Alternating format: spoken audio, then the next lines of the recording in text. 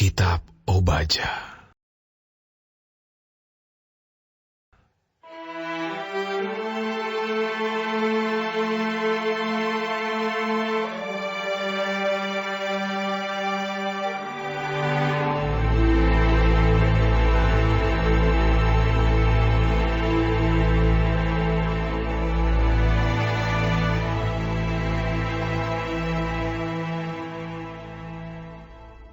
Penglihatan Obaja. Beginilah firman Tuhan Allah tentang Edom. Suatu kabar telah kami dengar dari Tuhan. Seorang utusan telah disuruh ke tengah bangsa-bangsa. Bangunlah, marilah kita bangkit memeranginya. Sesungguhnya, aku membuat engkau kecil di antara bangsa-bangsa. Engkau dihinakan sangat. Keangkuhan hatimu telah memperdayakan engkau. Ya, engkau yang tinggal di liang-liang batu, di tempat kediamanmu yang tinggi. Engkau yang berkata dalam hatimu, siapakah yang sanggup menurunkan aku ke bumi? Sekalipun engkau terbang tinggi seperti burung Raja Wali, bahkan sekalipun sarangmu ditempatkan di antara bintang-bintang, dari sana pun aku akan menurunkan engkau. Demikianlah firman Tuhan. Jika malam-malam pencuri atau perampok datang kepadamu, betapa engkau dibinasakannya. Bukankah mereka akan mencuri seberapa yang diperlukannya? Jika pemetik buah anggur datang kepadamu, bukankah mereka akan meninggalkan sisa-sisa pemetikannya? Betapa kaum Esau digeledah, betapa harta bendanya yang tersembunyi dicari-cari. Sampai ke tapal batas engkau diusir oleh semua teman sekutumu. Engkau diperdayakan, dikalahkan oleh sahabat-sahabatmu. Siapa yang makan sehidangan dengan engkau, memasang jerat terhadap engkau, tidak ada pengertian padanya. Bukankah pada waktu itu, demikianlah firman Tuhan, aku akan melenyapkan orang-orang bijaksana dari Edom, dan pengertian dari pegunungan Esau. Juga para pahlawanmu, hai Teeman, akan tertegun, supaya semua orang di pegunungan Esau lenyap terbunuh. Karena kekerasan terhadap saudaramu Yakub, maka celah akan meliputi engkau, dan engkau akan dilenyapkan untuk selama-lamanya. Pada waktu engkau berdiri di kejauhan, sedang orang-orang luar mengangkut kekayaan Yerusalem, dan orang-orang asing memasuki pintu gerbangnya, dan membuang undi atasnya, engkau pun seperti salah seorang dari mereka itu. Janganlah memandang rendah saudaramu pada hari kemalangannya, dan janganlah bersuka cita atas keturunan Yehuda pada hari kebinasaannya, dan janganlah membual pada hari kesusahannya. Janganlah masuk ke pintu gerbang umatku pada hari sialnya. Bahkan janganlah memandang ringan malapetaka yang menimpanya pada hari sialnya. Dan janganlah merenggut kekayaannya pada hari sialnya. Janganlah berdiri di persimpangan untuk melenyapkan orang-orangnya yang luput. Dan janganlah serahkan orang-orangnya yang terlepas pada hari kesusahan. Sebab telah dekat hari Tuhan menimpa segala bangsa. Seperti yang engkau lakukan, demikianlah akan dilakukan kepadamu. Perbuatanmu akan kembali menimpa kepalamu sendiri. Sesungguhnya, seperti kamu telah minum di atas gunungku yang kudus, segala bangsa pun akan minum dengan tidak henti-hentinya. Bahkan, mereka akan minum dengan lahap, dan mereka akan menjadi seakan-akan mereka tidak pernah ada. Tetapi di Gunung Sion akan ada orang-orang yang terluput, dan gunung itu akan menjadi tempat kudus, dan kaum keturunan Yakub akan memiliki pula tanah miliknya. Kaum keturunan Yakub akan menjadi api, dan kaum keturunan Yusuf menjadi nyala api, dan kaum keturunan Esau menjadi tunggul gandum. Mereka akan membakar dan memakan habis sekaliannya. Dan dari kaum keturunan Esau tidak ada seorang pun yang terlepas, sebab Tuhanlah yang berfirman demikian. Maka orang-orang tanah Negeb akan memiliki pegunungan Esau, dan orang-orang daerah bukit akan memiliki tanah orang Filistin. Mereka akan memiliki daerah Efraim dan daerah Samaria, dan suku Benyamin akan memiliki daerah Gilead. Orang-orang Israel yang diangkut ke dalam pembuangan akan memiliki tanah orang Kanaan sampai ke Zarfat, dan orang-orang Yerusalem yang diangkut ke dalam pembuangan yang ada di Sefarat akan memiliki kota-kota di tanah Negeb. Penyelamat-penyelamat akan naik ke atas gunung Sion untuk menghukumkan pegunungan Esau. Maka Tuhanlah yang akan mempunyai kerajaan itu.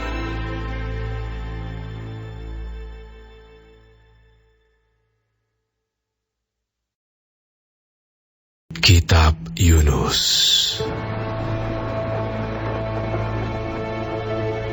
Datanglah firman Tuhan kepada Yunus bin Amitai demikian. Bangunlah, pergilah ke Niniwe, kota yang besar itu.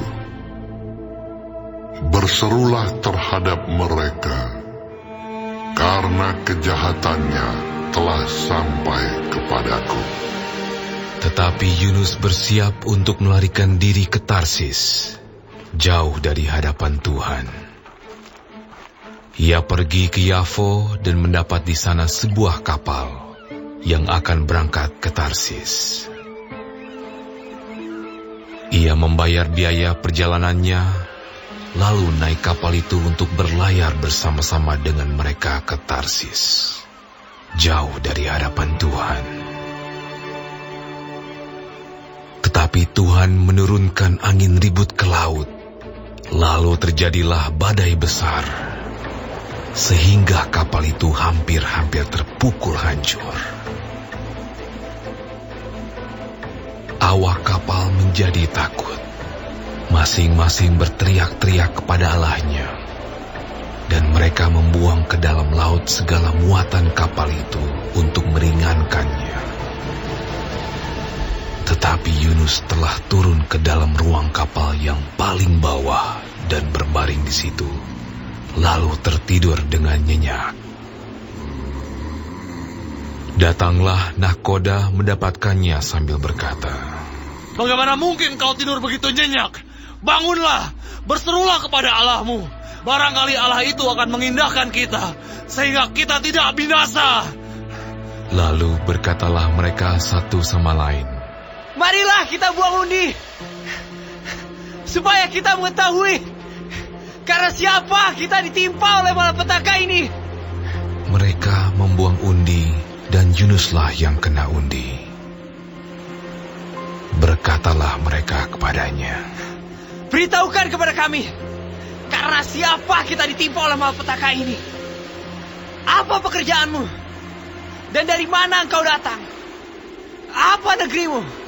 Dan dari bangsa manakah engkau? Sahutnya kepada mereka, aku seorang Ibrani. Aku takut akan Tuhan, Allah yang mempunyai langit, yang telah menjadikan lautan dan daratan. Orang-orang itu menjadi sangat takut. Lalu berkata kepadanya, apa yang telah kau perbuat? sebab orang-orang itu mengetahui bahwa ia melarikan diri jauh dari hadapan Tuhan. Hal itu telah diberitahukannya kepada mereka. Bertanyalah mereka, Akan kami apakan engkau, supaya laut menjadi reda dan tidak menyerang kami lagi? Sebab laut semakin bergelora. sahutnya kepada mereka, Angkatlah aku, capakanlah aku ke dalam laut, maka laut akan menjadi reda dan tidak menyerang kamu lagi. Sebab aku tahu bahwa karena akulah badai besar ini menyerang kamu. Lalu berdayunglah orang-orang itu dengan sekuat tenaga untuk membawa kapal itu kembali ke darat. Tetapi mereka tidak sanggup, sebab laut semakin bergelora menyerang mereka.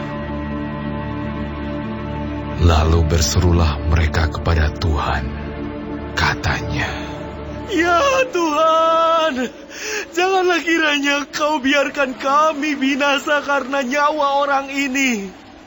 Dan janganlah Kau tanggungkan kepada kami darah orang yang tidak bersalah. Sebab Engkau, Tuhan, telah berbuat seperti yang Kau kehendaki. Kemudian mereka mengangkat Yunus, lalu mencampakkannya ke dalam laut. Dan laut berhenti mengamuk. Orang-orang itu menjadi sangat takut kepada Tuhan, lalu mempersembahkan korban sembelihan bagi Tuhan, serta mengikrarkan nazar. Maka, atas penentuan Tuhan, datanglah seekor ikan besar yang menelan Yunus. Dan Yunus tinggal di dalam perut ikan itu 3 hari 3 malam lamanya.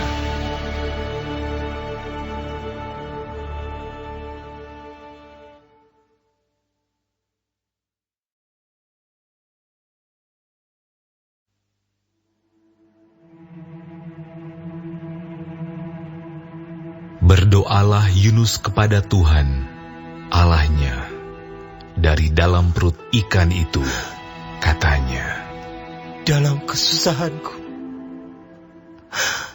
aku berseru kepada Tuhan,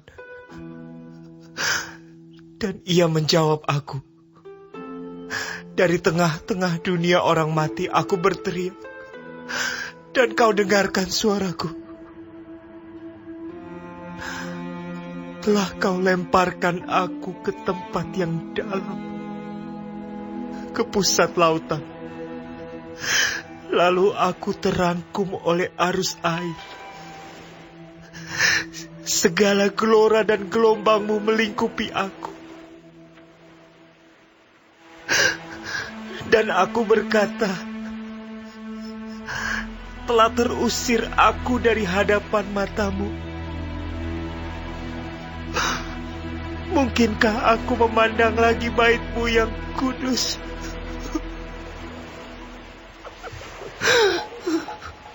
Segala air telah mengepung aku, mengancam nyawaku. Samudra raya merangkum aku,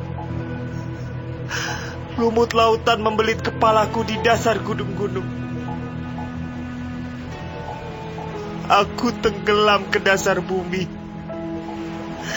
Pintunya terpalang di belakangku untuk selama-lamanya.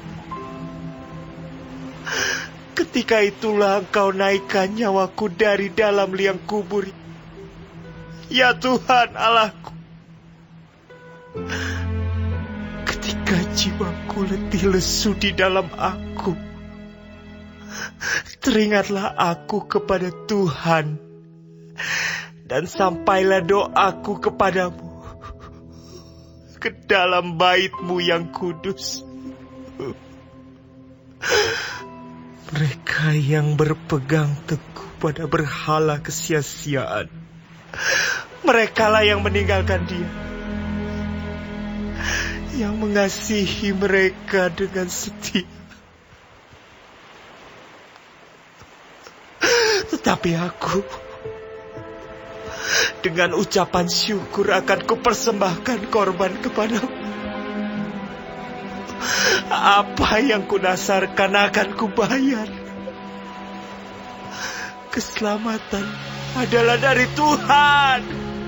Lalu berfirmanlah Tuhan kepada ikan itu, dan ikan itu pun memuntahkan Yunus ke darat.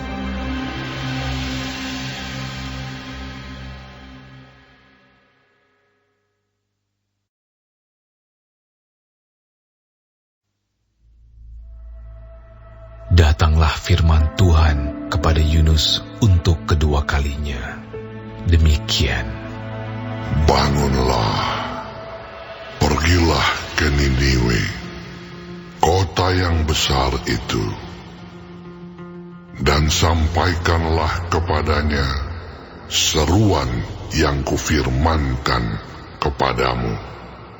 Bersiaplah Yunus, lalu pergi ke Niniwe, sesuai dengan firman Allah. Niniwe adalah sebuah kota yang mengagumkan besarnya, 3 hari perjalanan luasnya. Mulailah Yunus masuk ke dalam kota itu sehari perjalanan jauhnya, lalu berseru, 40 hari lagi, maka Niniwe akan ditunggang balikan. Orang Niniwe percaya kepada Allah. Lalu mereka mengumumkan puasa, dan mereka, baik orang dewasa maupun anak-anak, mengenakan kain kabung. Setelah sampai kabar itu kepada raja kota Niniwe, turunlah ia dari singgasananya, ditanggalkannya jubahnya, diselubungkannya kain kabung. Lalu duduklah ia di abu. Lalu atas perintah raja dan pembesarnya, orang memaklumkan dan mengatakan di Niniwe, demikian.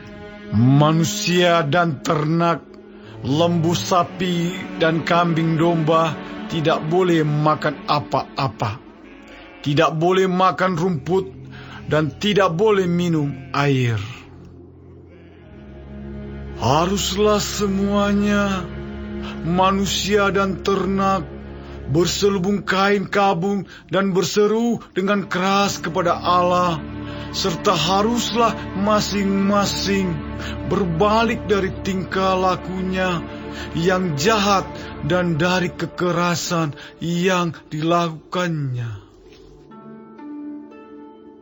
Siapa tahu, mungkin Allah akan berbalik dan menyesal, serta berpaling dari murkanya yang bernyala-nyala itu, sehingga kita tidak binasa.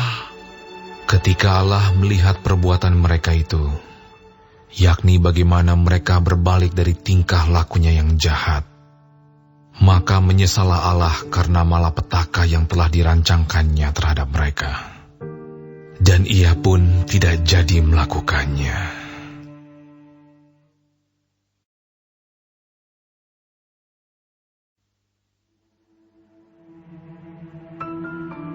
Tetapi Hal itu sangat mengesalkan hati Yunus. Lalu marahlah ia. Dan berdoalah ia kepada Tuhan. Katanya, "Ya Tuhan, bukankah telah kukatakan itu ketika aku masih di negeriku? Itulah sebabnya maka aku dahulu melarikan diri ke Tarsis. Sebab aku tahu bahwa Engkaulah Allah yang pengasih dan penyayang, yang panjang sabar dan berlimpah kasih setia, serta yang menyesal karena malapetaka yang hendak didatangkannya. Jadi sekarang ya Tuhan, cabutlah kiranya nyawaku, karena lebih baik aku mati daripada hidup." Tetapi firman Tuhan, "Layakkah engkau marah?" Yunus telah keluar meninggalkan kota itu dan tinggal di sebelah timurnya. Ia mendirikan di situ sebuah pondok, dan ia duduk di bawah naungannya, menantikan apa yang akan terjadi atas kota itu. Lalu, atas penentuan Tuhan Allah, tumbuhlah sebatang pohon jarak melampaui kepala Yunus untuk menaunginya, agar ia terhibur daripada kekesalan hatinya. Yunus sangat bersuka cita karena pohon jarak itu. Tetapi keesokan harinya, ketika fajar menyingsing, atas penentuan Allah, datanglah seekor ulat yang menggerek pohon jarak itu sehingga layu. Segera sesudah matahari terbit, maka atas penentuan Allah, bertiuplah angin timur yang panas terik, sehingga sinar matahari menyakiti kepala Yunus. Lalu rebahlah ia lesu dan berharap supaya mati. Katanya, "Lebih baiklah aku mati daripada hidup."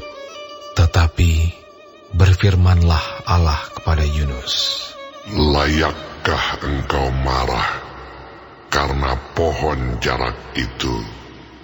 Jawabnya, "Selayaknya lah aku marah sampai mati."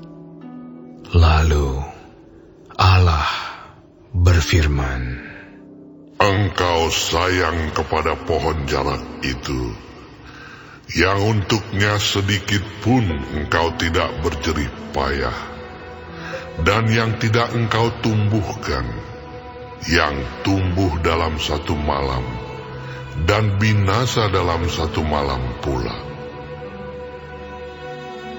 Bagaimana tidak aku akan sayang kepada Niniwe, kota yang besar itu, yang berpenduduk lebih dari 120.000 orang, yang semuanya tak tahu membedakan tangan kanan dari tangan kiri, dengan ternaknya yang banyak."